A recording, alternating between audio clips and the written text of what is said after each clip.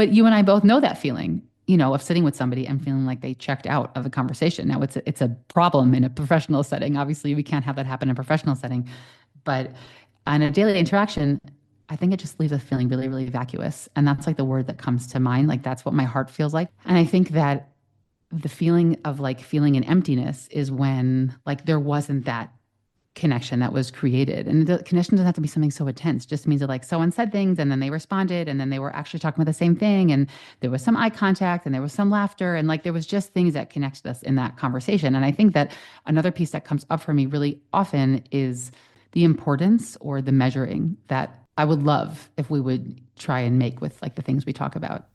I'm Scott Kahn, and this is the Orthodox Conundrum.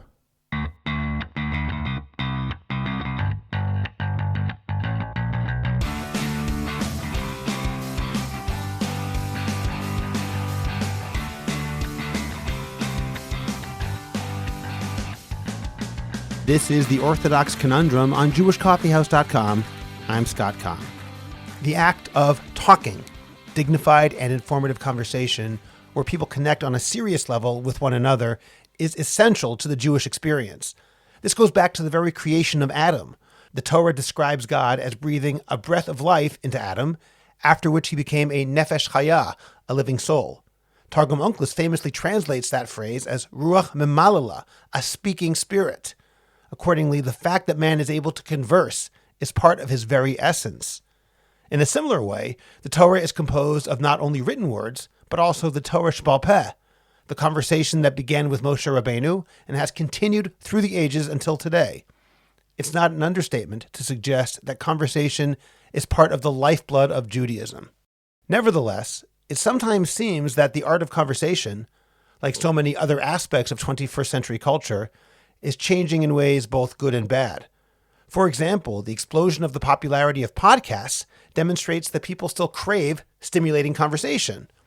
But on the other hand, the people listening in are not active participants and don't actually add to the discussion.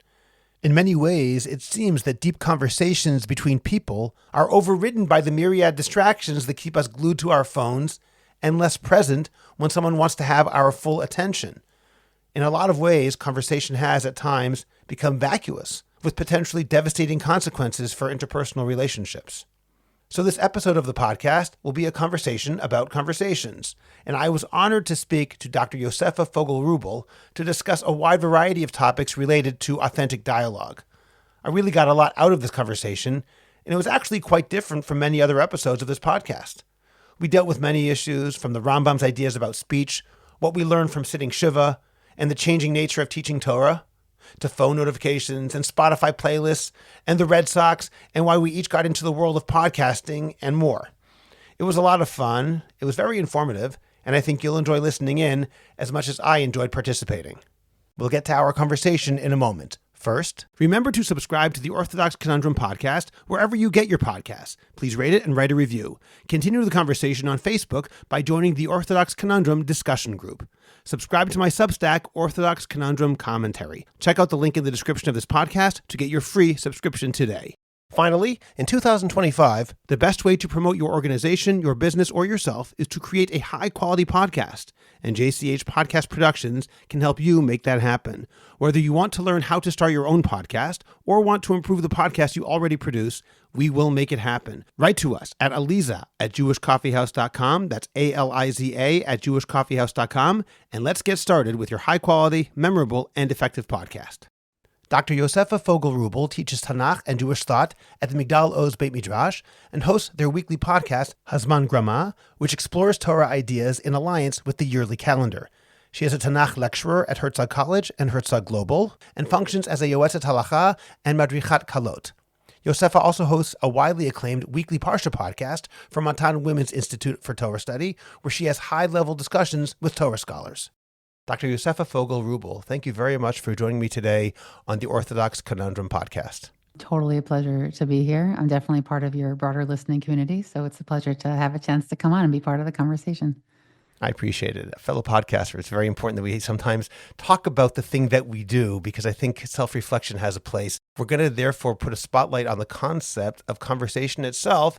And Yosefa, this is actually a topic you suggested to me that we discussed. When I reached out to you, I said, do you have any topics that really are burning a hole in your pocket? And you said, yeah, you really wanted to talk about conversation. So I'd like to actually open up asking, why is that idea of conversation such an important topic for you? In my life, I have a bunch of roles. I have a whole bunch of hats. I've been teaching for many, many, many years, and in different kinds of classroom settings, in very formal lecturing settings, in, more sort of democratic kind of circle kind of conversations. And I'm Yotzat Halacha, and I teach kalot. And so I definitely also have that like intimate kind of conversation with people. And in the past few years, which of course is part of the broader trend in podcasting, I've really been spending a lot of time in this medium, and sort of fluidly moving from those different kinds of mediums throughout my week has sort of given me a lot of opportunity to self-reflect on, first of all, like what version of me, of my personality comes out in each of those settings, which is always a fascinating thing.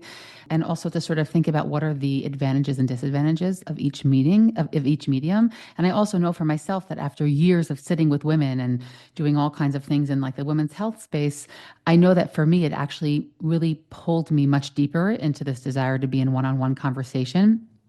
And this medium really enables one to do that while also being able to sort of teach Torah and meet many people at once. So you can have the intimacy of conversation, but also hopefully try and touch people through it.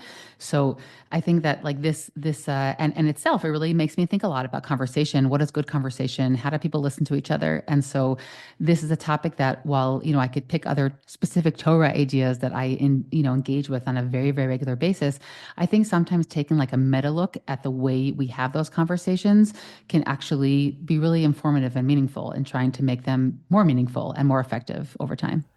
Yosefa, I'd like to hear a little bit more about the various media in which you work, the different types of conversations that you have. Obviously, you're the host of 2 different podcasts, and that's one kind of conversation in the sense that you're speaking to somebody on the podcast, but the audience does not have the opportunity to respond. On the other hand, you also have various other media in which you work. Can you talk a little bit about what you do and the different kinds of conversations that you have? Yeah, sure. I mean, in a podcast conversation, I'm always doing one-on-one conversations, and so it's a very direct element. And while it is planned, part of the way that I like to converse with people is really that there is something spontaneous about it, which could be stressful, honestly, for people coming on. But it also produces something that's like very real and vibrant in a classroom setting. And here, there's definitely a cultural element. But in one of the places I teach, it's much more sort of like lecture-y and formal. And I happen to have like a really hard time with that, meaning I've learned to try and create a conversational vibe, even if they don't necessarily even want to directly respond. But then I teach much younger students who ultimately really want to have their needs, and questions met in a classroom setting. And depending on the size of the classroom, or what the medium is exactly, how we're sitting, like those are all things pedagogically that I've thought of so much more over the years. And there's just different populations that like want different things out of their educational settings. So I think also just part of being a teacher over time, I've learned to sort of vary those elements and like define something as this is meant to be conversational. It's okay. People are going to say things, sometimes in the classroom, people really get annoyed and people make comments. But in the places I teach of much younger students, specifically in the Megillah ones, Beit Midrash, that's sort of part and parcel of the whole bit. So I'm building on the fact that they're going to respond, they're going to challenge, they're going to question. And that to me is the most fun kind of teaching I could do. It's actually very interesting when you think about it, even though on some level what you're saying now is the way we all experience teaching.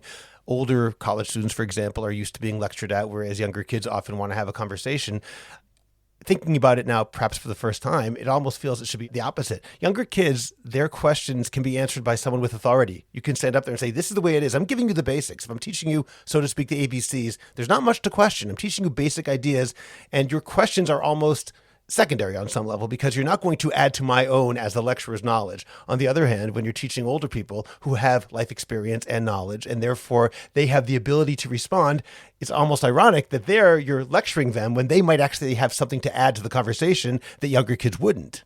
Yeah, I think there's also a major generational difference here, which is that because the older generations were used to being lectured to, they don't see themselves as agents in the educational experience. Whereas younger students who may have, as I agree with you, far less knowledge per se to share, they assume that they are an agent in the experience. And so over time, what I've learned to do, because I just find it so much more meaningful, is that I always assume that my audience are agents in this conversation. I even say I have like one of my biggest fears is teaching middle schoolers. Like it's really just like the group of people that to me is like the most. I mean, maybe I'm more even more scared of first and second graders, just people that I'm not sure what I have to say to them. Obviously, other than my own children. And I recently, we have a Talmud Torah in the neighborhood I live in, and I was subbing because the woman who teaches those age brackets was away, and it was my second time subbing actually. And I realized that for me, and I gave them a class and we basically spoke about the idea of Kodesh and Chol. Like what are those concepts? How do they manifest? And these were fifth and sixth grade girls, including one of my children. And in that setting, what completely transformed it and I think made it really meaningful is that I really deeply was able to believe that they're going to have really interesting comments to say. And instead of, I didn't come, I mean, I obviously had a plan, I had a lesson plan, but meaning I really looked at them as partners in the learning experience, which made it, I'm telling you, it was really transformative for that. And it's not because I didn't have boundaries. And there were girls also who behaved in ways that I didn't think were appropriate. And I called them out in it, whether it was eating or we were in a shul or whatever it was. But meaning when I listened to everything they had to say and really felt like, okay, let's think about this. And in my mind, I'm thinking, oh, that's kind of like loving us, or this is kind of like that thinker. And obviously they don't know those things, but it was really transformative. And it was really only about the heart space of where I was coming from. And all of a sudden I was also so happy that I felt like freed from my fear of that age bracket. And I realized that looking at them as a partner, again, at the level that they're able to, really made the whole thing fascinating. So in that case, when you do have to do a lecture, how are you able to involve those older students in the conversation? If you're at the front of the classroom, even if you say, I want this to be a conversation, ultimately you are lecturing, you have the knowledge. So how are you able to engender that sense of conversation, even though you're the authority and they're the listeners? Yeah, well, first of all, I'm able just to think in my mind, like they're coming here. I'm thinking of the Yemei Yun of Tanakh for Herzog in the summer, right? People there, you're not allowed to ask questions. It's a massive classroom. You have to come and be on your A game on the lecturing part. So I know that they want to be there for that kind of presentation. So that already makes me feel more comfortable sort of inhabiting that space. But I think also it's sort of in a tone of speech. Not everybody wants that tone of speech. Not everybody wants to create that kind of thing. For some people, they like the classic lecturing, and that's great. I just know that in the way that I kind of create things or the tone that I have, I also I also create it slightly more as a suggestion than like I am deciding that this is the case. And I think that it works in the field of education that I work in. I'm not necessarily teaching them halacha. I would obviously have to be a little bit different. Of teaching them halacha. I'm teaching usually Tanakh. So it's a little bit freer in that sense. So I definitely, again, it's really, as you said, it's about like the heart space that I try and decide or like inhabit before I get involved in that conversation. And that kind of practice also is I think also like a bit of like a life lesson of sometimes we have to just take a moment and like sort of transition into the space we want to be in to be able to interact the best way we want to in each medium. I can actually say in my own interaction with you last week, we had that personally when you and I were talking about a particular issue. And then afterwards you said, I'm about to go record a Hebrew podcast. I need Yeah. to center myself in Hebrew after speaking in English for the past hour. And even though Yeah. that's simply a language issue, I think it actually demonstrates what you're saying right now. Yeah, totally. No, and I don't know that I always take exactly the right amount of time to do it. And obviously everybody needs different kind of time. Some people are really great at just like walking into something and being present. So everybody, has to know themselves but this is also just like a life thing. If I have to have a very serious conversation with my spouse, then it probably behooves me to like sit down for a minute or so and like think about what I want to say. Or obviously with the child. So like, it's not just a teaching medium. It's just a life medium, I think. Yeah, well, certainly we can also invoke Rav Moshe Feinstein's Zatzal, who said, every day we say in Tefillah, L'mod u'lelamed, give us the ability to learn and to teach. And he said, well, if you're not a teacher, he goes, there's no such thing. Every person's a teacher, and every interaction is an opportunity to teach as well. Totally. Yeah. And often ourselves. Absolutely, absolutely. And what you're saying now certainly reminds me of Chazal's term, v'talmidai yoter mikulam. I learn more from my students than from anybody else. I think certainly you're invoking that idea as well. Yeah, completely. And again, like in the spaces I teach that are definitely put an emphasis on like autonomous learning, students they want guidance, but they also assume they're in that space. But maybe we'll get more at that a little bit later. Okay, so let's talk a little bit about that, because on some level, what you're saying now really is rooted in this basic Jewish idea of the Torah Sheba'al Peh, the oral law. It's the oral transmission of ideas in dialogue with other people who may choose to interpret those ideas differently or maybe not. And that's really what Torah Sheba'al Peh, which is the essence of our Limud HaTorah, learning Torah, what it's all about, is this idea of dialogue. But at the same time, I would suggest that there are some limits. We know that even though our tradition feels very positively about talking these issues out, there are some things which we say, well, that's kind of out of bounds. I'm curious how you navigate that. I'll give you an example both from within the tradition and from without. From within the tradition, there are certain ideas that, for example, the Rambam will say are heretical. And the idea of somehow engaging them in dialogue, many people would argue, well, you can't really do that. You can't give them credence. You have to say, no, that's out of bounds. In other words, we're willing to have a conversation within certain red lines, but outside of those red lines, maybe, I'm not saying you have to say this, but some would say you can't go outside those red lines. That's outside the limits of where the conversation is allowed to go. I'm curious how you deal with that sort of thing. And in a non-Jewish per se topic and not a Torah topic, there are other things which we say, I'm not going to engage that. For example, right now, you and I are sitting here, we're recording this on Sunday. Yesterday, 6 hostages were released, and Hamas, Yamach Shemam, treated them terribly, awfully. On Thursday and on Friday, we had the return of the Bibas family. The evil that we see here is awful. If someone were to defend Hamas, to me, that's outside the bounds of conversation. I'm not willing to engage with that because my moral sense says that is not a valid position that I'm willing to discuss with you as if it's an actually valid way of thinking. So how do you know where the limits are drawn, either within Torah and outside of Torah, in terms of what we can talk about and what we say that really isn't designed for conversation? That's designed for an absolute yes or no. Okay, that's a great question. But if it's okay with you, I want to just go back for one moment to this Sure. idea about like the Jewish roots of the idea of conversation, because I think that it definitely exists in the Talmud, where you have it in a crazy way, meaning it's conversation without punctuation. It's conversation. We're putting generations in conversation with each other that weren't in conversation, and it's really like a celebration of conversation. But I think also the idea of Torah Sheba'al, the oral transcription of Torah, meaning the Torah itself. You have written parts, and then you have parts that I would even say were forever meant to not be written down, right? And ultimately we do for all different historical reasons. But I think that one of the many reasons why we want to have this accompanying tradition with us, and obviously also what the Karaites rejected, is because there's something fluid about conversation, and there's something about going public or making something official, i.e. writing it down, that doesn't always behoove, doesn't always reflect positively. It's not always a great move. Just like, maybe I would agree to have a conversation in private, but not have it in a public setting. So I think that the roots of the idea of conversation are like literally at the root of the Torah itself, meaning of Chamisha Chumshei Torah. Like there are elements of that you can't understand it unless you also have an accompanying tradition with it.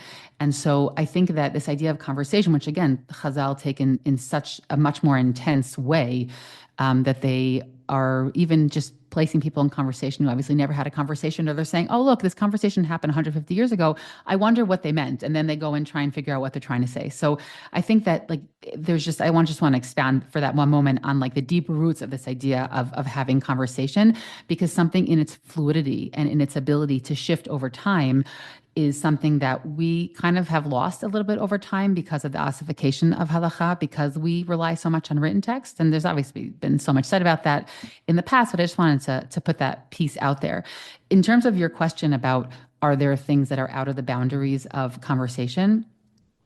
So I think I would go with what I just said before, which is that I think that there are things we want to put into the civic space, we want to say publicly, and things that I wouldn't want to say publicly or put in that space, but I think it's okay to explore them privately. Meaning a lot of those sugiyot where we talk about things that are sort of beyond the pale in the Gemara, definitely in an educational setting, I think that they need to be discussed.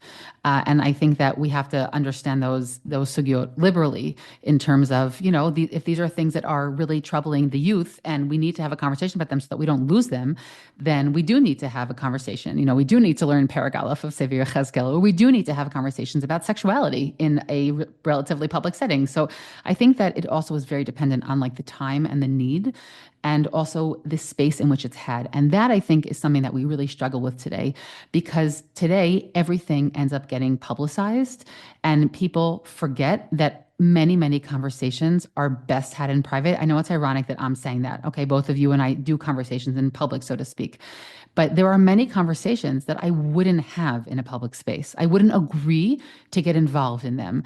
But even the question about Hamas, I'm not saying that I don't think about some of those questions privately or have private conversations about them, but what I want to legitimize in the public sphere is something different. So I don't think that most things are beyond the pale. I just think that many things are, we have to think about, we think really carefully about where they happen. And that's where a lot of the confusion happens today, that people just forget really like what belongs in public and what belongs in private.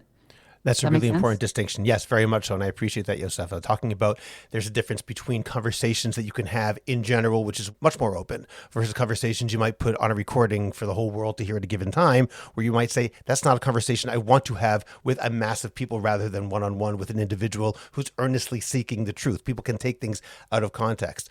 I'll get back to that in just a moment because I do want to discuss that a little bit more. Yeah. What you said about the ossification of halakha, that really resonates with me as well. Of course, that's been written about ad nauseum. At the same time, I think just offhand about the well-known story told by Rav Soloveitchik Zatzal. He mentions it in Uvikashtem Misham as well as in a piece called The First Jewish Grandfather, where he talks about this experience of a conversation, a dialogue between generations. He talks about the old Rebbe teaching the younger charges, the younger students in Shiur, but that's not the limit of the conversation. That's the beginning of the conversation, because then a man much older than the old Rebbe walks in. It's the Rebbe's grandfather, Rav Chaim Brisker, and then Rashi comes in, Rabbeinu Tam, the Rambam. They're all talking about scholars who are even older, Abaye and Rava. This is a dialogue, a conversation between generations that for the Rav was a real life experience. Too often, I think that sense, admittedly, Rav Soloveitchik is a unique individual, but that sense we should all try to emulate is sometimes lost, that conversation rather than the lecture. Yeah, totally. And I think also, if I could just share a personal comment, which is that I started teaching very, very young, and my students were decades older than me. Like I taught in a setting like that, like grandmothers, mamash. And I think that from that very young age, and I was fully aware of what I had to offer and didn't have to offer, meaning it wasn't like a false sense of security. I knew where my limits were. And I think that at a very young age, I got used to teaching and feeling extremely humble in front of the people. Like felt very humbled by their life experience, going back to that first question you said about older people and having life experience. And I think that that may have kind of impacted a lot of what's happened since then. Like I kind of feel constantly like I'm always playing catch up or constantly want to learn new things. And there's so many things that I are so beyond my grasp still. And I think that that probably has had a little bit like of an impact on, again, like what kind of mindset I have going in. Like I'm always assuming that, the statement that they're my, they're my teachers as well. And I think that that's very impactful. At the same time, Yosefa, even though that definitely resonates with me as well, looking at your students as potential teachers and their life experience being very, very impressive, I know, however, there are times we have to make sure that we don't lose the fact that sometimes our students need a teacher and they don't necessarily want to be a peer. And when I ran a yeshiva with my friend Rabbi Pesach Walicki, when we started it, we weren't that much older than our students. We were older, certainly, but we were in our early 30s. Our students were 15 years younger or something like that. It's very easy for us to think of ourselves as just a couple of guys teaching people we remember being that age very, very well. It was in our own life experience. In fact, what we did at that time, many yeshivot, and there's nothing wrong with this, I think it's a good thing, they'll call someone like Rabbi Pesach. But instead we said, he's going to be Rabbi Wulicki, and I'm going to be Rabbi Khan. Also because Rabbi Scott sounds somewhat, maybe not firm enough for yeshiva, I don't know. But we decided to go with last names, and we decided to sit in the front of the room, not because we took ourselves so seriously, but because we had to force ourselves to take ourselves seriously. In other words, it was self-education to say, you know what? We don't want to rob our students of the experience of having a Rebbe to whom they can look up. We may not take ourselves seriously, and we probably shouldn't take ourselves so seriously. We should not believe our own PR. But at the same time, we don't want to rob them of the experience of having a Rebbe. They can say, that's my Rebbe, rather than that's like an older chavruta.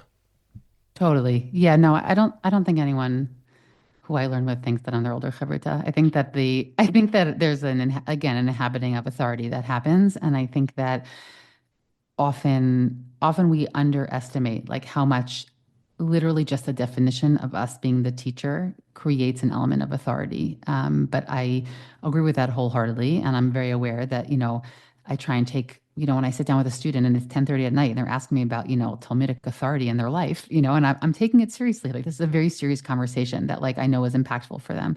So I definitely don't think, look, in Israel, obviously, as you know, it's much more first name basis. And that fascinates me for a long time, like how that impacts authority. Like I think in Israel in general, we're a lot less authoritative country. It has positive and negative ramifications, both by calling our prime minister by his first nickname. You know what I mean? Like there are a lot of ramifications of this.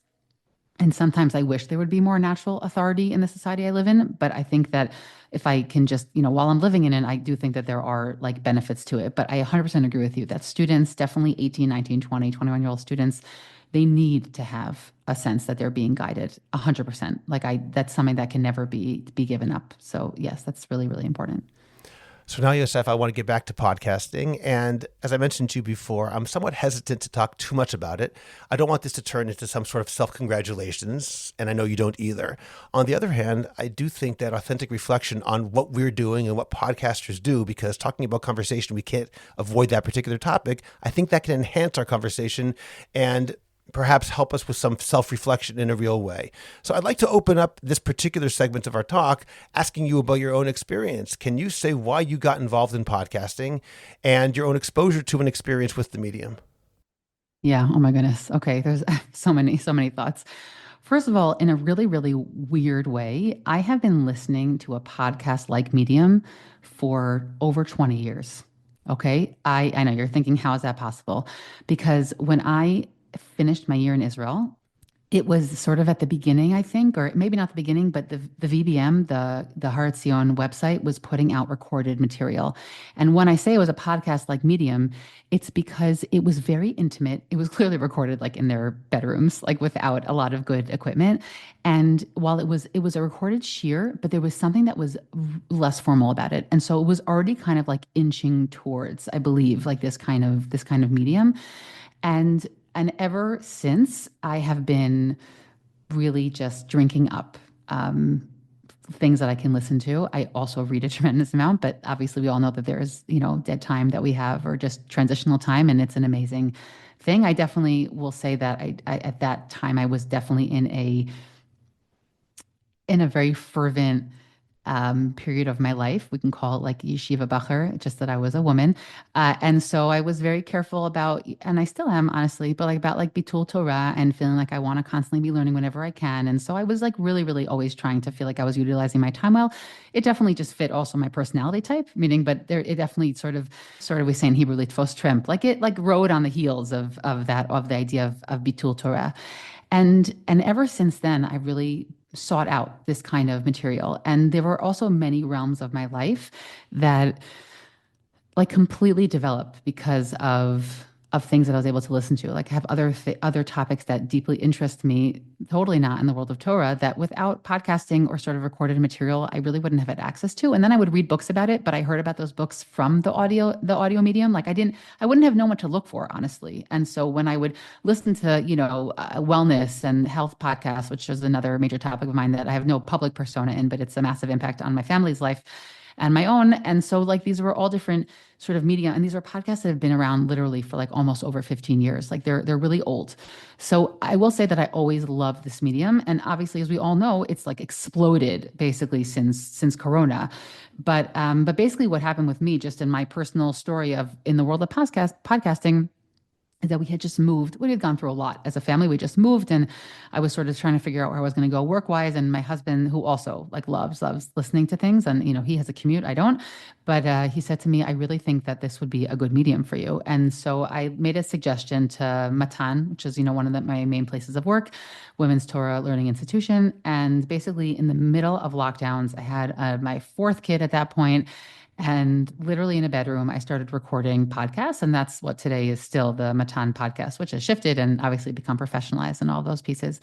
But basically, it happened then. And as I alluded to earlier in this conversation, it was really, really influenced by my years working with women. And it was after I had spent basically 2 years almost exclusively online because of Corona, teaching Kalas who up to today I never met in my life and still had a really, really deep relationship with them. And I realized how powerful the medium was. And while I had become almost like And I know that for me, this is like a side comment. I hope it's not weird, but I know that the more I grew in my mothering and had more children, there was something about me that did feel that it wanted to pull a little bit away from like public spaces. I felt there was like a big dissonance for me at that point between like just internally in my heart. I felt like I wanted something that was more private. And so the podcasting medium kind of like fell right, it was at the right spot for me personally and also for the world because there was just not a lot of frontal work to be had in that moment. So that's kind of how that piece evolved. And over time it's evolved. And we could talk about what are the positives and negatives of the medium, but that's just a little bit about that story. I'm also curious about you, if I can ask you, like meaning how did that come about for you? Did you have like a related story? I think I do actually. I would say that this goes back to almost a childhood. I'm not going to call it dream, but a childhood interest of mine. I always enjoyed radio. When I was younger, I thought, oh, one day I'll be on the radio. That didn't happen. But podcasting now is almost, I think, pretty much, it's basically radio on demand. It's the closest equivalent nowadays, I think, that we have to it. I mean, radio still exists, obviously, but I think podcasting is almost replacing it in terms of these conversations. It's choose what you want to listen to instead of what they want you to listen to. So based on that, after my yeshiva closed, I was looking for something new to do, almost without thinking about the reasons why. I naturally went into that space. This is about 8 years ago. I said, that would be something that would be very interesting to me. I know that this is a growing medium. We see then it wasn't quite the podcast explosion that happened during Corona, but it was something that was on the road. It was clear to me that it was going to grow. So I said, let me try it. Maybe that'll be something which I can do next. I was sort of fishing. What's the next thing I can do? And there's an element of teaching in front of a classroom, which you get a certain type of sipuka nefesh, personal enjoyment and satisfaction, which obviously you can't get speaking into a microphone. On the other hand, you speak to many more people speaking into that microphone than you do in front of a classroom of 20 students. You speak to far more people. And in that sense, even though you don't have that immediate reaction, you do have a bigger audience, and that can sometimes make up for it in some level. It's not the same kind of teaching, of course. I'm not giving shiurim. My podcasts are not like your podcasts. At the same time, hopefully there is an element of continuing to be a teacher, which is part of my self-definition, not entirely, but part of it. And I enjoy it. I found that I've been able to scratch that itch of wanting that sort of media radio thing that I wanted as a kid, along with continuing the teaching and hopefully having, I hope, an impact upon the Jewish community, the Orthodox community in particular, the Jewish community broadly speaking. That's really how it happened for me. That piece you said about how, you sort of, it's radio that you choose what you listen to as opposed to what they want you to listen to. So if it's okay, I just wanted to also reflect on to me what I think is an issue we have with this medium, because first of all, I like that we're having this conversation because I think that many people have created so much change in the world via technology in the past 20 years, and not enough have been taking ethical stock on what they've done to the world. We know this, with the internet and how there was, initial early voices, and there's been good Netflix documentaries about this since then. But ultimately, and we have these ethical questions when it comes to AI, and I'm dealing with it now. I lecture in university, and like this question about, what we enable students to do, how they use it, how they have to come forward about what they're using, and there are so many ethical questions that come with these new mediums, and I don't feel that people are reckoning enough with them. And so, if I could just say that one of the negatives, I think, about the world of podcasting is the same issue we have with music. I recently was realizing that I don't know the last time I've listened to a whole album of a singer, because I have just playlists that come on YouTube. And so it's one song here, one song there. And my kids don't have the experience of listening to an album. Now, I don't think that there's something holy about listening to an album, but there is an element of focus that when you have to listen to the same person sing 9 songs in a row, it's a different kind of attention. And I think that we have this issue about the echo chamber. If I am a, left wing, politically interested in environmental issues, or I'm just taking a stereotype here, then I can listen to all that content, but I'm not going to meet, I get to choose now. I get to choose also my radio content, as you said, if we call podcasting radio. And so we run into the same issue that people are just hearing the things they want to hear, which I don't have a great response to that. I do know that once in a while, I try and listen to a podcast that even just the title makes me feel very uncomfortable, because I think that it's an important exercise in being human. But I can't always listen to it to the end, to be honest with you. Like it's hard for me. And I don't like that. Like I don't like that phenomenon that's created. It's just sort of an augmentation of the, Facebook echo chamber and the Instagram echo chamber and all those things. And so I think that podcasting, with the explosion and there being so many in every single genre and, subgenre, is part of this global issue of the individualization. And I don't have a way to fix that at the moment. That's really interesting. I'm thinking now about what you're saying in terms of the music and having a playlist. It's not something I've really thought about very much. It's interesting because almost historically, originally, major bands and singers back in the 50s and early 60s released singles. And then if that was popular, they would then release an album, which was basically a collection of a bunch of songs just to fill it out, plus their singles. And as far as I know, really the first to do differently, at least among the major bands out there, was the Beatles. When they came out with Rubber Soul in December of 65, it was seen by their competitor, Brian Wilson, the head of the Beach Boys in the United States. He said, wow, a whole album with all good stuff as opposed to a bunch of filler. And so he tried to create something. He created Pet Sounds. And then all the various important bands tried to up the ante, creating this idea of an album, something which is a collection of different things that all sort of merge together into a giant statement, 12 or 14 songs which work together as opposed to a collection of singles or a collection of songs that they just put together. And you're saying that's actually falling apart now. I realize that's not our topic, but I find this is a topic which is close to my own heart. You're comforting me by telling me that I'm so unaware of the fact that it's actually a relatively new medium to have albums and people used to do singles. So you're actually comforting me by well, recently, 60 years ago, but still. Yeah, that's pretty recent. I think that's still pretty recent. On the other hand, and I think that that's a negative of the medium a little bit. I think that it's hard. And another thing I'll say, which is a negative and a positive, is obviously that people, including myself, listen to podcasts on 1 point something. I used to make fun of my husband or other people I know who could do that much sooner than I was able to. But now I definitely participate in that same. I've recently moved up to 1.75. I was at 1.5. Now 1.75. No, I never go more than 1.5. I'm not able to process that quickly. But exactly. So on one hand, what I want to say is that. So we have this issue of the attention span and people wanted to hear things really quickly. And what bothers me about the speed up is that we actually lose the human intonation. Like once in a while, I'll listen to something quickly, but then I'll put it for a few minutes on 1.0 because I want to know really how that person speaks. And right now I hear them like a chipmunk, but like that's not how they interact in real life, And so once in a while I'll unspeed it, just for a little bit. But on the other hand, what I appreciate is that people are still getting the content you want to put out in the world. So like they might be hearing it very quickly, but they're still hearing all the things that people want to try and share with the world. So that to me is still a positive, even though it comes with that speeding up part. It also has made me as a podcast producer, like not worried about how long conversations are because it's ultimately going to be cut in half. So what's the big deal if it's an hour and 10 minutes? It'll be less time anyways when they listen. So I've actually started to care much less about the length of conversations. I don't know if you have the same experience. Well, I speak really fast, and I'm always very cognizant of the fact that I speak too fast. So I'm like, okay, if people speed me up to 1.5, oy vavoilem, it's not going to work. So it's something which I do have to consider. That's interesting. Yeah, I don't think I listened to yours very quickly. The other thing that I'll say on the positive side, and this will sort of, I think, bring us back into just the idea of conversation and not really just podcasting, but if you allow me just to go back in time for a moment, I think that you and I, even though we weren't born in the same decade, I think we probably share this in common, which is that I did not grow up in a world where people had conversations about how we can listen better. That was not part of the cultural conversation about empathic listening and, really making people feel seen. And let's differentiate between conversations that are just for the sake of hearing you versus conversations that are for the sake of helping you. Like these were not concepts that were common in the cultural conversation. And I think that podcasting to me is just a reminder of this. But I think that as a world, we have tried to really improve on our communication skills, at least in theory, whether I'm going to throw out names, whether it's like Brene Brown, or all different, or Dr. Becky, if you're a millennial parenting, like all these different people who have really tried to help us learn how to communicate better.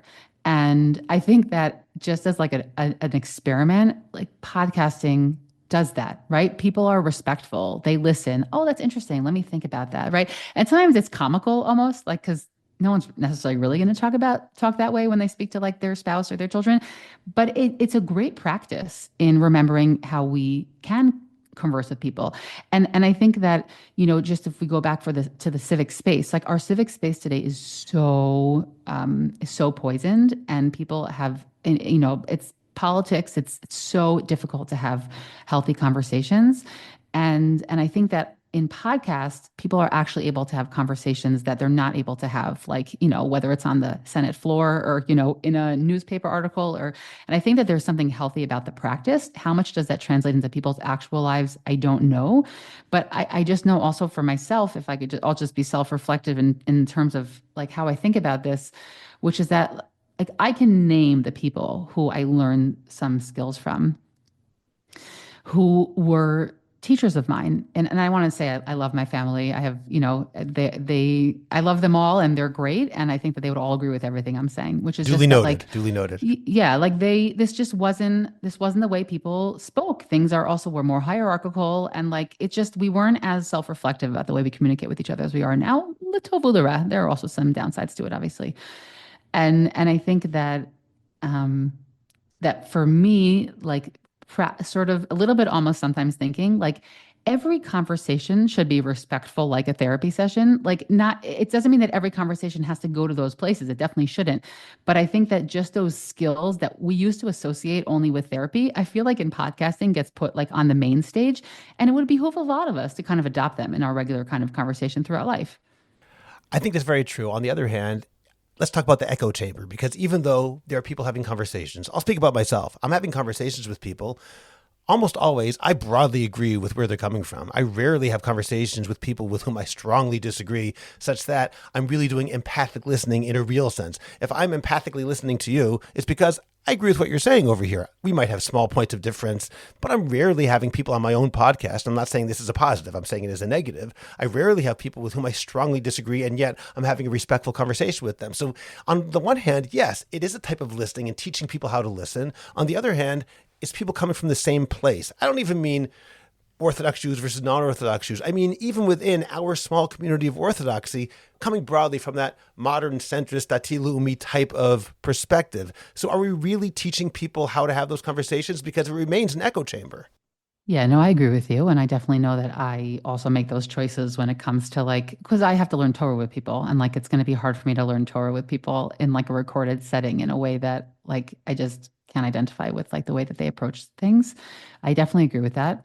I guess I would say is that ideally I would love to get to that space where we can have somewhat respectable conversations with people that we completely disagree with. But I think that it would even be a great first level exercise to be able to have respectful conversations with people that we largely do agree with, because I think that even there, it's often, how many times have we all been in professional settings where like people are talking past each other, over each other, not with each other? And I think it's still a good exercise. I'll even mention one other thing that I wonder if you've also noticed this, and we could blame cell phones or we could blame lots of things. It's fine. We could play the blame game. But the reality is that what I've noticed around me is how much my peer group, I'm just noting them because of the people I hang out with, not because there's something special about people almost 40, but I think that I notice how people have a really hard time having a conversation about one thing and seeing it to the end. And I used to say to myself kind of like, oh, well, everyone has lots of little kids and, it's very classic, let's say among female conversation, like, oh, well, you have a half a sentence and then the kid's almost kills themselves and you have to go and get them and whatever. But I've noticed that Shabbat meals that we have with friends, which we're also like, we choose carefully when you're bringing a lot of children with you somewhere. We choose carefully where we go and what the setting is and whatever. But I just noticed that people have a really hard time, like, because we spend a lot of time having eye to eye, right? Eye contact, direct conversation that lasts an hour long. I've noticed how difficult that is for people. And I don't think that every Shabbat meal has to have, an hour long conversation about one thing, but I would love if people would just like finish what they have to say on that topic. And then I could respond and then like they could respond and then we can move on. And I've noticed, and I do think it has to do a little bit with cell phones. Like I've noticed that people often have a really, really hard time today, just kind of like seeing a conversation through. I now note so often when like people don't make eye contact, like all of these things that like should like, and I really believe they're things we just need to teach in our home. Like they're really important for human interactions, like all these social cues. And I'm not really into the whole, like, let's make non-typical behavior cool. Like, no, like people, when they have conversation, like they need to learn those skills. We need to teach our children.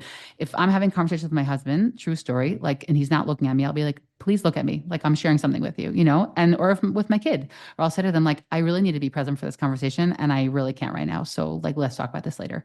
And I think that like those are again, I'm clearly not perfect in all those, and like everybody is clear on that, right? But I think that like these are skills that I ki'ilu see playing out in a recorded setting. But I would love, again, even if it's in with our own echo chamber, if I could see people exercising them like in a regular setting. And it really frustrates me. It frustrates me, even if it's like a silly conversation about like a diaper company. I don't care what it's about, but like just finish what you have to say. And I'm here to listen, you know? I mean, I don't know the answer. Do you think this is something which is new, or do you think this is endemic to the human condition and that 300 years ago the same problems exist? Meaning, is this something which is a result of cell phones and even before that, commercials on TV, which quickly have flashing images, and we talk about on some level maybe this contributes to the incidence of ADHD and all the other issues that might come as a result of it? Or do you think, no, that's just part of being human and we have to learn how to be better humans, but this is not a new thing, a new phenomenon? No, it's definitely not a new thing. I think it might also just have to do with the fact that, like, as we grow and are exposed to more and more people throughout our life, I think I'm also just exposed to more behaviors. But to be really honest, Scott, like in the past few years, I also feel for a whole host of reasons that I've been able to sort of reflect back on like people I've known throughout my life. It doesn't matter. And like literally just within my own heart, thinking about this. And over time, I've been able to like come to this like understanding that like I think I'm just saying personally for myself, and therefore I want to keep it just as a personal comment. Like I think I really craved like direct, intimate conversation always, like from a very, very young age. And I think I realized over the years that within the milieu that I grew up in, again, love many, many people, but within the milieu I grew up in, like people weren't, it wasn't people's strong point. And that when they were having really long, protracted conversations, it was often about things that I didn't feel were something that were topics I wanted to be speaking about for long, protracted amounts of time. And I think there also might be a difficult people have, I think have a difficult time even just having long, protracted conversations about content. Like I think that also might be it. Like maybe I have a heightened interest in content, and like that's something that people have a hard time like speaking about for long periods of time. And it could be that. I don't think we'll know. I don't think we know. I don't have like an empirical observation here. I'm just making a personal observation in my from my life around me. I'm totally curious if anybody will respond to this and say like, oh my God, I also noticed that. Because I'm even just thinking about Shabbat. I'm not even thinking about during the week when, yes, like people are looking at their phone when they talk to you. And I really, really, really try not to. Do I fail at it? Sure. I really try not to engage people in conversation. I'm looking at my phone. And I can say that courtesy is always reciprocal. I've been at meetings and have a conversation and I say to the person, oh, I see you're busy. And it's a little bit passive aggressive, but I don't mind. I'm like, I see you're busy. I'm going to wait and let me know. And it's a meeting. It's like a 3-person meeting. It's not like we're like 17 people in the room and like, no, I'm with you. I'm like, and I don't say, no, you're not. Cause it's like a superior, but I'm like, I just don't talk. Like I wait because it's not okay. And why do we pretend that it's okay to have conversations with people while we're doing something else? It's not okay. Right. Especially when that other thing, it's not as though you're having a conversation when washing the dishes or folding laundry or doing something which is designed for, hey, I can do this at the same time that I'm talking to you. My concentration is fully upon you. However, if you are reading something else, reading a text message, looking at the news, checking the headlines, I am far from perfect. I'm not going to pretend that I am a model of not looking at my phone when people are talking to me. So this is not meant to be coming from a position of I know the answer. We all do it sometimes. Should be a given. Yes. But I turned off any sounds of notifications, except for a ring. Because I figure if there's a ring, it's almost socially acceptable. If the phone rings and you see, let me get this phone call, they understand that either you're not going to get it, or you're going to get it because it's important because your kid is calling and needs to be picked up or whatever else. But if I get a text message, I don't see a notification because I figured even if it's totally unintentional, when that ding comes in here, I know no matter how hard that person is trying not to look at their phone, if they're trying at all, they still are thinking about what is that text message. So I'd rather not know about it. And when it's over, I'll figure it out. If they really need me, if it's really important, they'll call. That's my own take on that. Totally. Yeah, no, I hate noises in general. It's like a little bit of sensitivity of mine. I've never had a phone on ringer in my life, which could be a little bit annoying for people, but like I totally appreciate the price tag of it. Meaning I never have anything. I don't have notifications on my phone. And yeah, I just don't want to see it. It doesn't interest me when I'm able to, I really try to be very responsive to the things I need to be responsive to, but it definitely takes a tremendous amount of dedication. And I'm saying that as somebody who likes to concentrate, but for the majority of people today who are almost like they more lend themselves towards being distracted. Like to me, like the modern technology annoys me. Like it distracts me in a way that really, really frustrates me. Like I don't want it. I don't want it near me. But for most people, that's not the case. And like the distraction is kind of almost welcomed. And so I think that, yeah, there needs to, I really feel like it's today's midot is to talk about this topic and like to create norms. Like to me also, like someone's hanging out with their grandchild, like they don't have their phone with them. Like it's not okay. It's really not. This is not where I thought we were going to go today, but I'll do it anyways. And I'm sounding preachy, but I don't mind because no one's talking about it. So I'll say it. But Good. like it's just not cool. And I'm saying I was in this meeting the other week and I was just in shock, and like you called the meeting, like you asked me to come in. So like I'm not going to talk while you're engaged. And then in the end, the person also shared what they were engaging with. And it was just inappropriate. Like it was totally inappropriate. And this was someone who was way, way, way older than me. And whatever, these things just happen all the time. And I think that when we talk about like the kinds of conversations we're having, like we have to be aware of that because these things they're really big detractors. And look, if someone's not interested in intimacy of conversation, then maybe it doesn't bother them so much. Obviously, I'm interested in that kind of intimacy. So this kind of thing bothers me. Yeah, we're on the same page, certainly. So I'm now going to mention, and particularly Yosefa, because this is not a typical interview that I have. This is more of a conversation itself, I think. So I'm going to give my own, I don't think I've shared this before, a different issue. This gets back to empathic listening that you mentioned before. My own issue. I think there are sometimes, I call them two different types of people. There are chesed people and netzach people, using the Kabbalistic symbolism. Chesed means the impulse to give. Netzach is parallel, but it's the impulse to give what the receiver needs to receive. It's a little bit less. So there are some people, I'll give an example. Once I was talking to somebody who was telling me he decided to start talking to me about, I don't remember if it was what hospital my wife should give birth, and it was years ago, telling me all these things I should know to get ready for the birth of our child. At that point, my wife Eliza was pregnant with whatever child it was. What was weird was that I had more kids than he did. And I'm happy to hear his opinion about what I should do for giving birth, but it was something which I actually hadn't asked for. And it was something that I had more experience than he had in. And to me, I said, that's a good example of a chesed person. It's not about what I need to hear. It's what he needs to tell me. And then there's a kind of person who, and I think this is what we should strive for, what I'll call the netzach person, who tries to give to the degree the person wants to hear. But an important part of giving, of teaching, of any kind of communication is knowing when the person has tuned out. I don't mean necessarily tuned out because they're looking at their phone, although it could include that, but because they're no longer interested. I'm no longer telling them something which they want to hear. Very often, we need to tell them something. Less important than what I need to tell them is what they're interested in receiving. And in that sense, I think people sometimes forget that distinction. Am I telling them this because I got to get it off my chest? Or am I telling this to them because they actually want to learn something in particular and they're clearly engaged? I mean, yeah, to me, this is like the stuff of life. And you don't have to be a teacher, but certainly if you're a teacher and you don't have those instincts, it's going to work to your detriment. But I think that, this is super important when it comes to our marriages and our children and our friends. And, even recently I was speaking to a friend who I really, really love. And I kind of called just to share something, although I'm not always so great at saying like, hey, I'm calling to share something. And like very quickly, like the thing I was trying to share was kind of like diminished. And she like went in and did the whole like how her thing is way bigger. And because it's a really good friend, I mean, I haven't said anything yet, but I do plan on saying something because it was kind of annoying and it wasn't the first time it happened.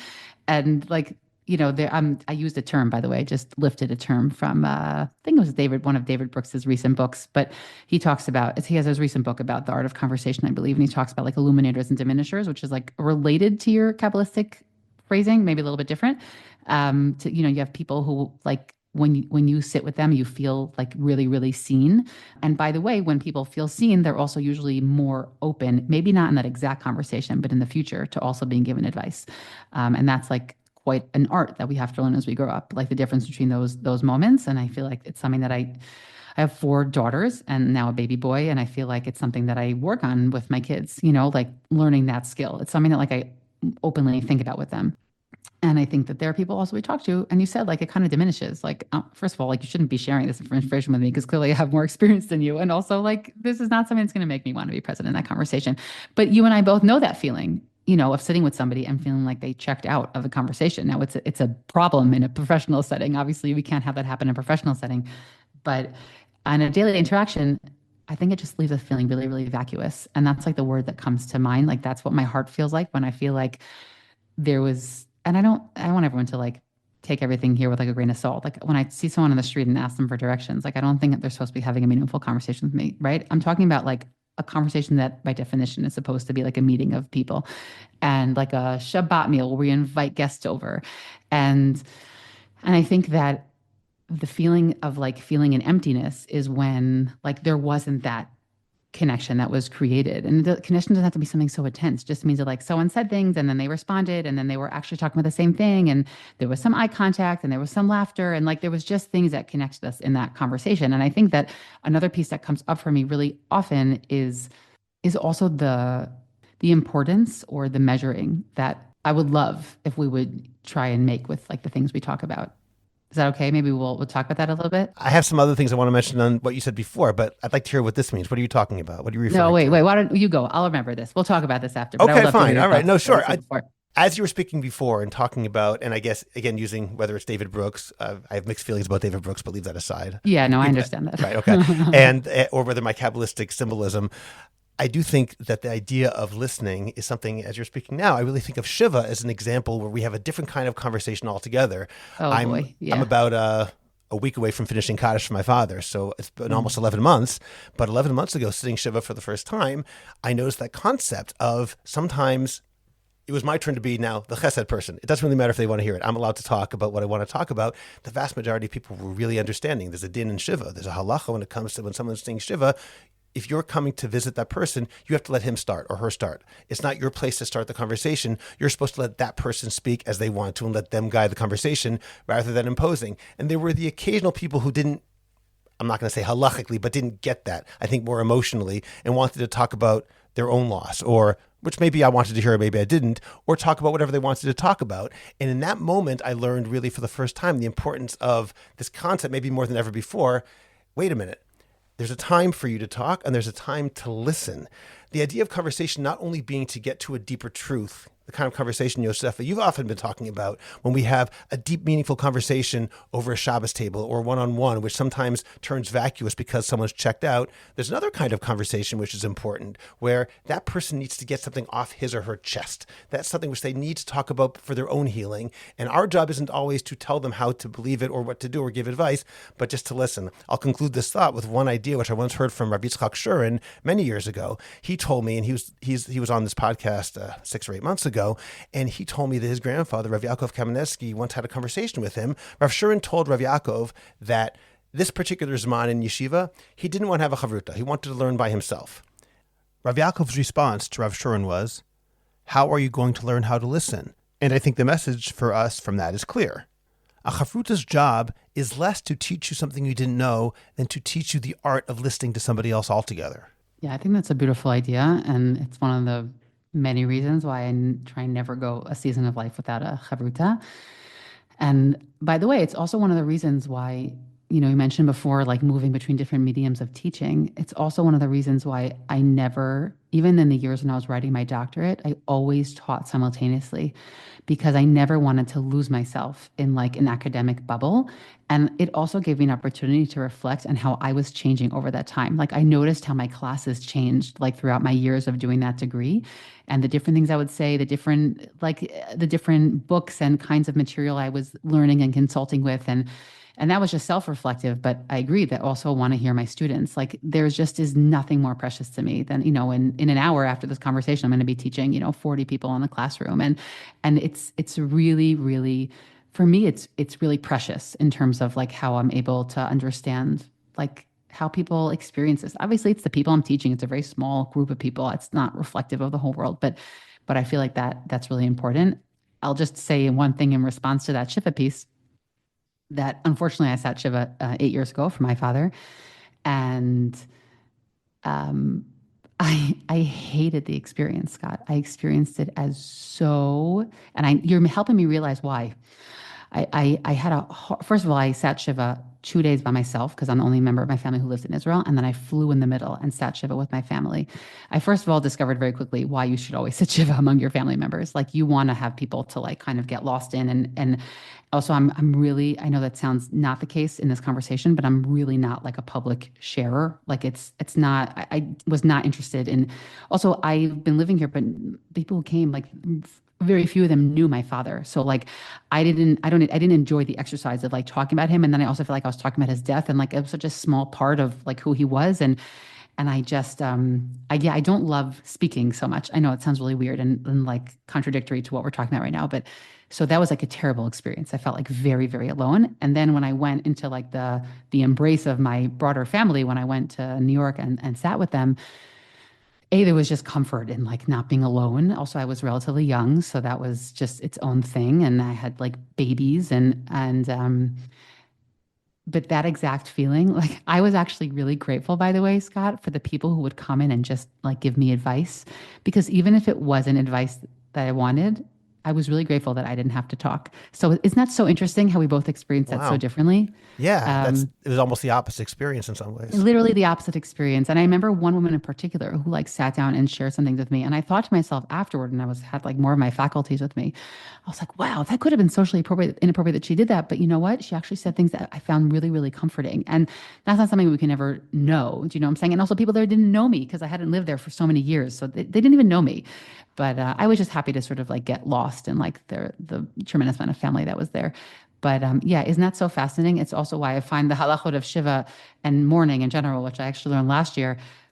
It's so interesting how individual it is, and like the halacha does put certain emotional experiences in the forefront, but it definitely can't ever cover like the gamut of the emotional experiences that people are having. That's fascinating. For me, Shiva was extraordinarily therapeutic, although mine was Yeah. sort of the opposite. I was in America for the Levaya and sat Shiva for most of Shiva there and came back only for half a day here. It was almost Pesach, so there was very little time. I came back basically for an evening of Shiva here and got up the next morning. And because it was the only time I had here, it actually was therapeutic, but I definitely, on some level, quote unquote, preferred the time spent with my siblings and my mother, Yeah. where that was sort of this joint experience. And also, I guess I'd say much like you, I'm not much of a sharer, but it was also interesting in Boston, where I was sitting Shiva, to hear stories from other people who knew my dad, friends of the family who came in. I found that it was just very, very touching to me. It's interesting how the experience is so individualized. Totally. Okay, now let's get back to something else that we mentioned a few moments ago. You said you were going to get back to it. I know this is related to a Rambam that you told me you wanted to talk about in his Perush al Mishnayot. So could you present that Rambam, please? Yeah, so this is something that I think every year, sort of, I try and come around to this Rambam.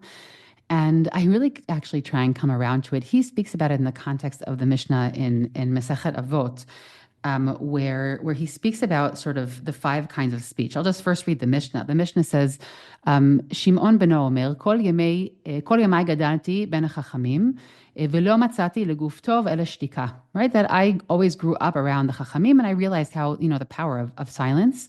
ולא המדרש הוא העיקר, אלא מעשה. And the learning is not really the most important, but really how you behave. וכל המרבה בדברים מביא חטא. And anybody who sort of like speaks too much is somebody who will ultimately sort of come around to sin.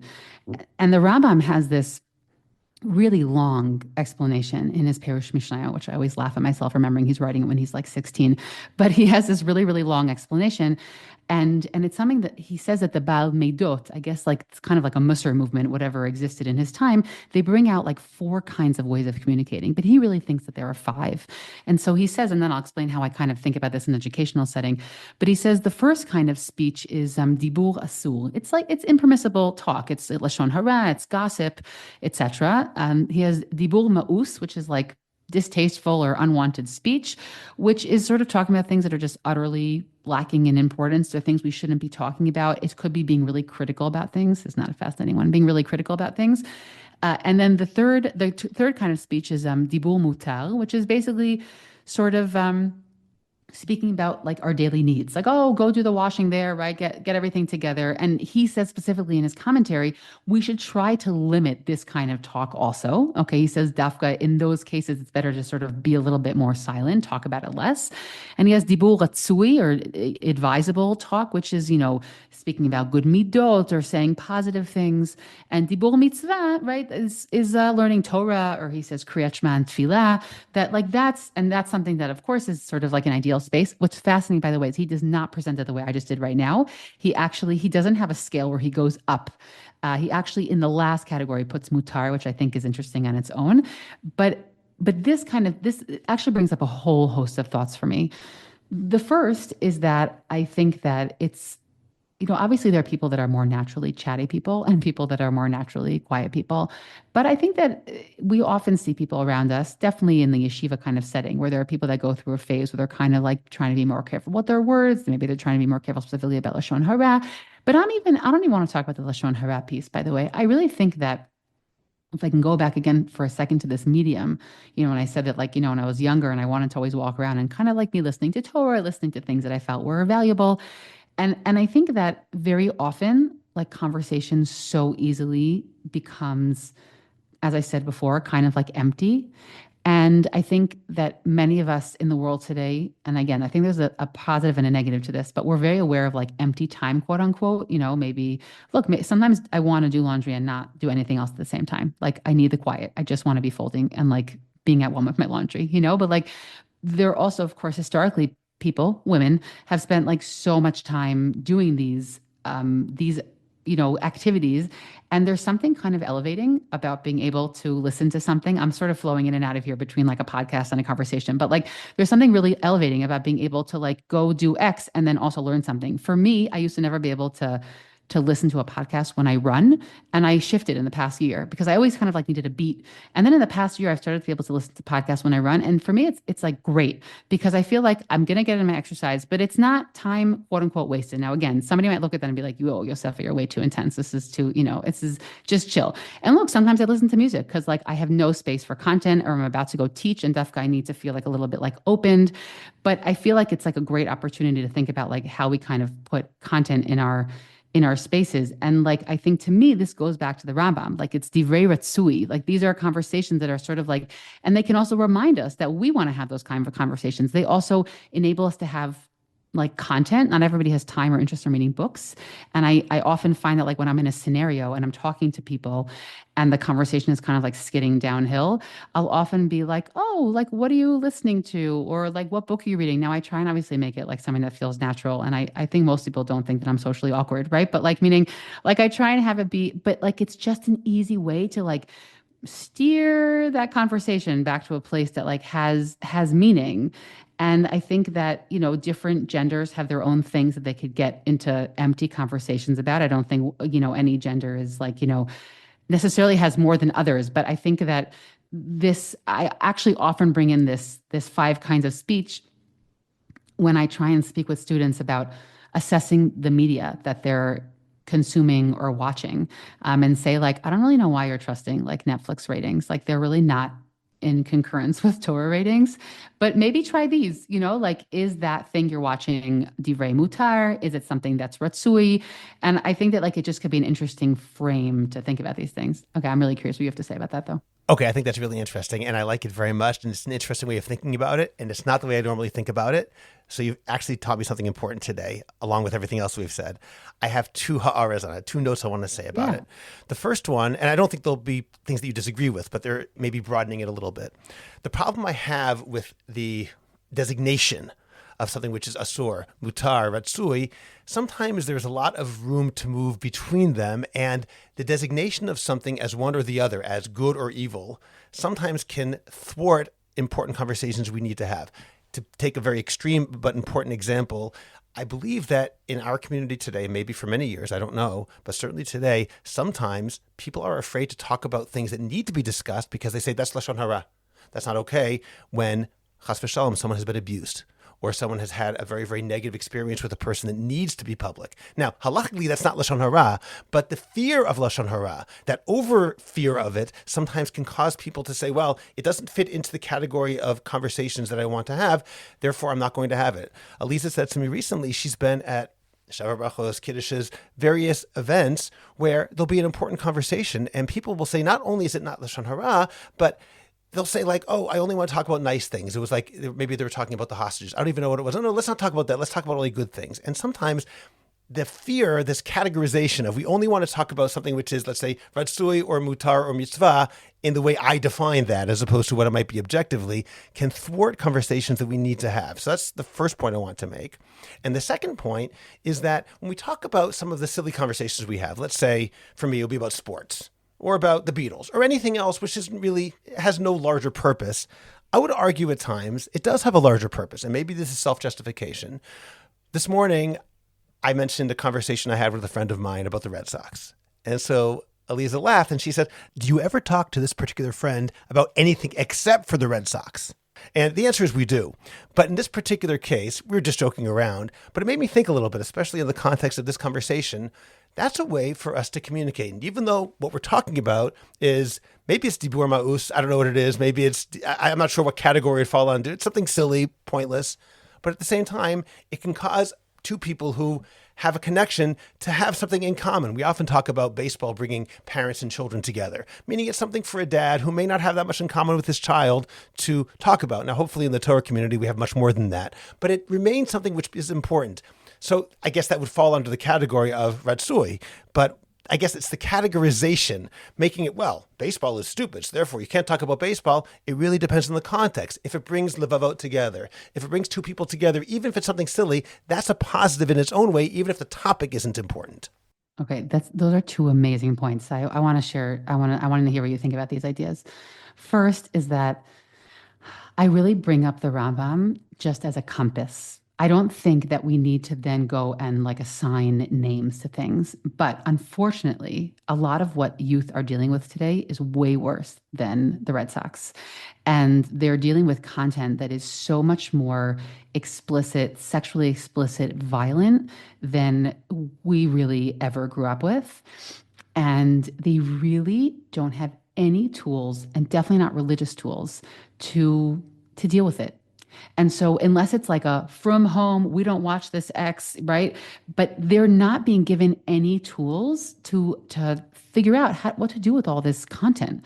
And so this is just one, and the past 2 years, I've started developing like a unit on this because my students are struggling with it so much. They struggle with the idea of wasted time, which fits into the concept of bitul Torah, but like as women, they also want me to expand those definitions for the halachic reasons that halachically it's not technically that. Okay, that's its own class. But so I just really look at the Rambam as a compass. Like to me, it's a little bit about raising awareness of like even the opposite of what you're saying, raise the awareness that there is a gradation with the word gray inside, right? Meaning I don't necessarily need to, and I agree with you. There are so many things that redeem or validate a kind of conversation. It could be the setting, it's the context, it's that relationship itself. As long as it's not overtly something gas or lashon hara or whatever it is, then I think that there's room for so much conversation. So I don't think anyone in the spaces that I teach is like worrying too much. And then and there's some great questions that come up. But I really try and emphasize it as a compass because I think that there's such a vacuum of a lack of guidance on this topic. And because people are meeting so much more content today and they just don't know what to do with it. And they're craving some sort of Torah life on it, Torah perspective on it. That's much more than like, can you or can't you? Like we need some sort of sliding scale, which is I think why I was attracted to this Rambam when I read it. But I agree with you that could be definitely an issue. We want to be careful about that. In terms of like silencing conversations in the name of lashon hara. So, I mean, obviously, I just think that that's like a misunderstanding, honestly. Of Absolutely. Like, yeah, it's just a misunderstanding, I think, of what lashon hara is. But I guess the flip side is that a lot of people, Scott, are having like really icky conversations, right? Like we've all been in these scenarios and like it goes sour really, really quickly. It goes to things that are lowbrow, and it goes to things that are inappropriate also. I'm not even saying like those things that are really inappropriate really quickly. And obviously part of that, this is something that I very much took from like my teachers is like choosing the people you're friends with, choosing the people you surround yourself with on a daily basis. But I think that like this kind of compass it just like raises our awareness. And I just know that from teaching 18 to 21-year-olds that no one said anything to them like this up until this. And even if they reject it, I know that it was very meaningful for them to start thinking about this in some other kind of broad category. I definitely agree with what you said right now. And I think that problem I have of the gray area, what you call gradations, it really can be solved by doing what you just said, looking at the Rambam not as absolutes, but as a sort of sliding scale, or looking at it contextually, depending on what we're talking about and to whom you're speaking at any given time. That can really bridge my concerns with your warranted appreciation for the Rambam. I want to mention one more idea before we conclude, and this is something which really degrades conversation, I think, and that's the idea of, broadly speaking, nibul peh, meaning poor speech, speech in poor taste, I think that people's ability or desire to speak properly, and that can mean several things. First of all, grammatically, speaking clearly, and maybe on the negative side, using terms that aren't disgusting, that has really gone downhill in a very serious way. Words that when I was growing up, and I'm sure when you were growing up, were considered absolutely beyond the pale.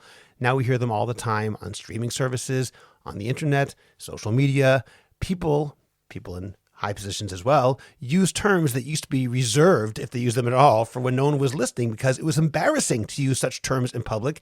And now that embarrassment, that shame has simply gone away. Proper speech, clear speech, grammatical speech, and above all, speech that doesn't degrade the person speaking has really gone away in a way which I find very, very distressing.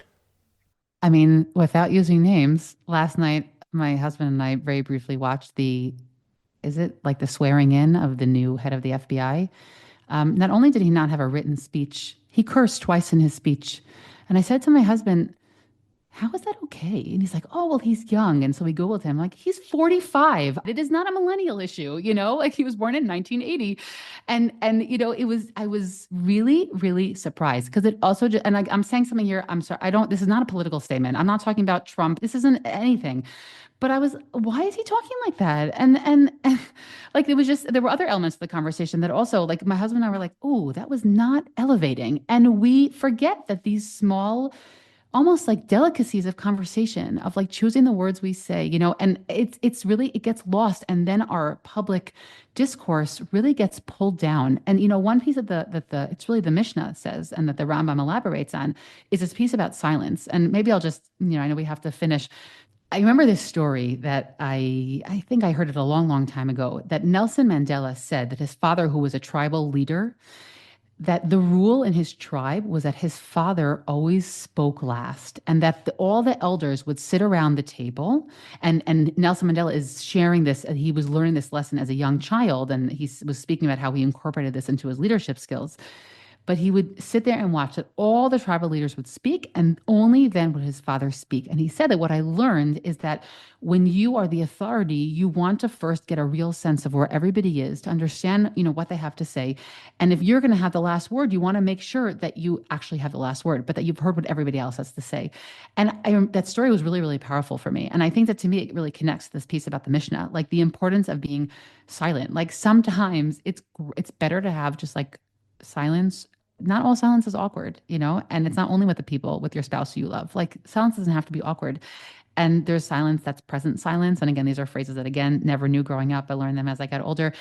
And I think that like that piece about like, and I really, this is something that one sentence that I speak about in my house a lot with my kids, like just observe first. Don't be so quick to respond. Just listen. You will learn so much. Our phrase in our home with one of our children is, it's the fly on the wall is the catchphrase to remind her of this, because she has a tendency to butt in, and like fly on the wall, like just observe first, because whatever you have to say will be so much more worthwhile after you have observed something. And to me, it's just the Mishnah and like living it out in real life. And I think that it has all these different manifestations in the conversations we have with people. That's great. Thank you so much for sharing that. That's really important. I'll conclude with this idea, which I say to my daughter Meira as a joke. It's meant tongue-in-cheek, of course. You know my daughter Tali. This is her older sister Meira, and I tell her that the foundation of all good relationships is good grammar. Of course, that's not true, but I would say that the foundation of proper discourse is speaking articulately, speaking appropriately, speaking in a dignified manner, and I think it's an art that has been lost. I'm not saying that I've achieved it, far from it, and I wish I could do better. I certainly wish I could slow down my speech as well, which is part of that. But we all have to try to speak in a more dignified manner. And I think that part of what I love is that we get to listen to so many people speaking, meaning both within obviously our lives where we work, where we interact. But if we're not being exposed to a way of speaking that we like, we have these mediums that we could expose ourselves to them. Like that, to me, you could become part of a conversation in so many places that you would never have had access to before. And I feel like I learn so much. I try, obviously, I'm always trying to learn more of just being part of a conversation that I'm listening to, right? Listen to other people have conversations. And I just mean here as a listener of, whether it's radio or podcasting, And part of it to me is also like to hear ways of communicating that I want to emulate. Like I don't listen to podcasts that I find the way they speak is offensive. It's like totally a red line for me. Like there are podcasts that my husband will recommend to me and I'm like, I can't do it. Like it's I find it offensive. So I think that like there's just so many great opportunities for learning in the world we live in. And obviously observing our life around us is teacher number one. But we do also have these other kind of mediums that can often be teachers as well. I really appreciate this conversation, and hopefully we model the kind of conversations that we are both advocating right now, you in particular, and I really appreciate you joining me today. Dr. Yosefa Fogel Wruble, I appreciate it. My pleasure. Thanks for having me. Subscribe to the Orthodox Conundrum podcast wherever you get your podcasts, and please rate it and write a review. Please visit jewishcoffeehouse.com for other episodes of the Orthodox Conundrum, as well as many other great podcasts, including Intimate Judaism, The Maimonides Minute, Chochmat Nashim, The Francisca Show, and Let My People Eat. I'd appreciate it if you go to Apple Podcasts and rate and review the Orthodox Conundrum. It takes literally 2 minutes. It's just giving a certain number of stars and writing 1 or 2 sentences. Please like the Orthodox Conundrum podcast on Facebook and join our growing Facebook group, the Orthodox Conundrum Discussion Group, where you can feel free to discuss issues in Orthodoxy in an honest and friendly environment. Finally, do you have a message that needs to get out? Do you want to promote your business, your organization, or your cause? The best way is by producing a podcast, and Jewish Coffee House can make it happen. I have experience producing hundreds of podcasts, both for myself and for satisfied clients. Whether you want to learn everything you need in one day, or relax and record and let me do the heavy lifting, Jewish Coffee House Productions will work with you to make it happen and make it even better than you imagined. Let me help you today. Write to me at scott@jewishcoffeehouse.com or go to jewishcoffeehouse.com, click on Productions, and sign up for a free consultation. Make your voice heard, promote your cause, sell your product, and engage an audience now. I'm Scott Kahn. This has been the Orthodox Conundrum on jewishcoffeehouse.com.